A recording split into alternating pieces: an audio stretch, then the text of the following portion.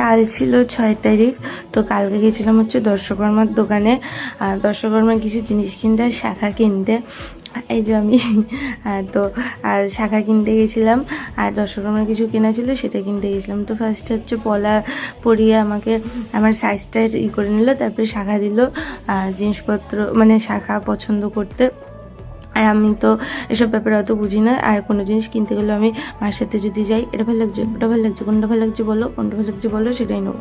তো এরকম করি। তো সেই এখানেও তাই করেছি। তারপরে শাখা কেনা হয়ে গেছে। এবার হচ্ছে পলার বিষয়টা, পলাটাও আমি ওরকম মানে উনি পছন্দ করে দিয়েছে। আর এই দোকানটা অনেক পুরনো, এই দোকান দিয়ে আমার মাও শাখা পড়েছে, আর আমার দিদিও এই দোকান দিয়ে শাখা পড়ে। তারপরে হচ্ছে ওই লোহা বাঁধানো দিয়েছিল, লোহা বাঁধানো আলাদা করে আমার জন্য একটা করে রেখেছিল, কারণ পাচ্ছিল না। তো সব ছোট ছিল, তো আলাদা করে একটা রেখেছিলো। আর দর্শকর্মার যা ছিল কুলো ফুলো সেগুলোও কিনে নিয়েছি। আগের দিন গিয়ে মা লিস্ট দিয়ে এসেছিলো, তো সেই এখন গিয়ে আর কি মেলাচ্ছিলাম এই লিস্ট দেখে দেখে। তারপরে সরা দিল, মোমবাতি, এই প্রদীপ দিল, যা যা দরকার ছিল সব কিছু দিয়ে দিল।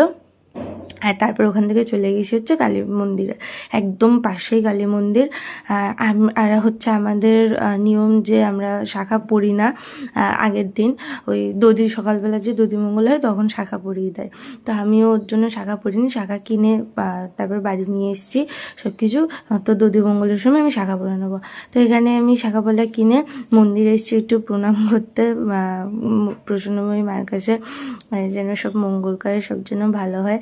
তো আমার সাথে ছিল ডলিদি, মানে আমার মাসির মেয়ে, ও প্রণাম করে নিয়েছে, আমিও প্রণাম করে নিয়েছি। আর তারপর আমরা চলে এসেছি বাড়িতে। তোমরা একটু সকাল সকাল ঠাকুরের মুখ থেকে প্রণাম করে নাও।